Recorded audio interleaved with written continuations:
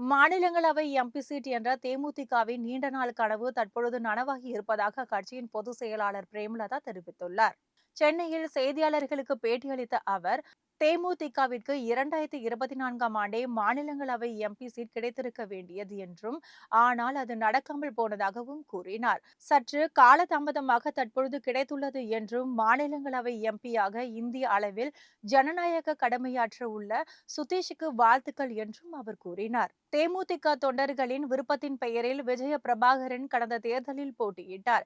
கட்சியின் தொடக்கம் முதல் உழைத்த சுதீஷுக்கு மாநிலங்களவை எம்பியாக தகுதி இல்லையா என வாரிசு அரசியல் தொடர்பான கேள்விக்கு பிரேமலதா காட்டமாக பதிலளித்தார். சுதீஷ் விஜய பிரபாகரன் தவிர வேறு யார் எங்கள் குடும்பத்தில் இருந்து கட்சியில் இருக்கிறார்கள் என வினவிய பிரேமலதா, விமர்சிப்பவர்கள் விமர்சித்துக் கொண்டேதான் இருப்பார்கள். சுதீஷ் தொடங்கி கட்சியில் உள்ள அனைவருமே தனக்கு சமமானவர்கள் என்றும் கூறினார்.